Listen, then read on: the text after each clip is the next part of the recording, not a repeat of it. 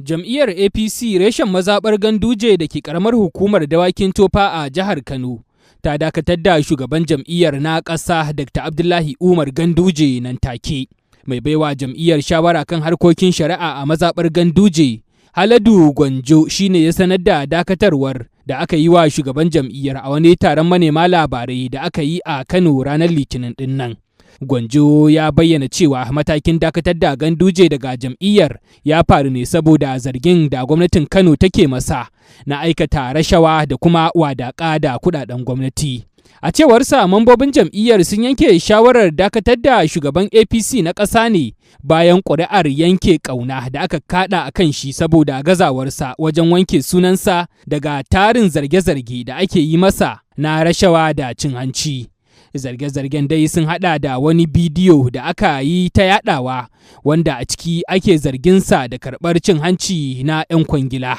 Gwanjo ya ce matakin ya fara aiki ne daga yau Litinin ɗin nan 15 ga watan Afrilu. Ni Haladu Gwanjo, legal na jam'iyyar APC mazaɓar Ganduje local government Dawakin Tofa. To abin da ya zafi sakamakon zarge-zargen da ake masa na cin hanci da rashawa shine sa muke ganin mu dakatar da shi din ne sai abin da hali. Wani irin zarge-zarge? Zarge-zarge na cin hanci da rashawa da aka same shi da shi. Jimla muka yi na su wanda suke rike da ma'amai na jam'iyyar APC a bangaren local government din local mazaɓar mu da local government din mu gaba. Mun tabbatar da cewa ana mana bayani akan kuma tabbatar da cewa hakan ne sai abin da kotu ta yanke. Idan Allah ya sa ya wanke kansa, alhamdulillah mu ne masa fatan alheri. Idan aka gama banki sai Allah ya sa ya wanke kansa ya samu nasara a cikin al'amarinsa, mu ne masa fatan alheri. To me mu da shi ta kama sai mu iya da shi din.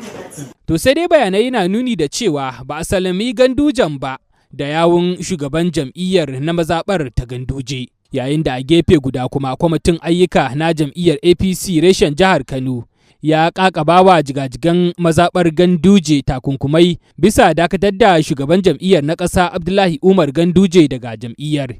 Shugaban jam'iyyar APC na jihar Kano Abdullahi Abbas, wanda ya bayyana hakan ga manema labarai a jihar Kano a ranar Litinin ɗin nan, ya ce an dakatar da shugabannin jam'iyyar na mazaɓar Ganduje har na tsawon watanni 6 saboda sun aikata wasu ayyuka da suka saɓawa jam'iyyar.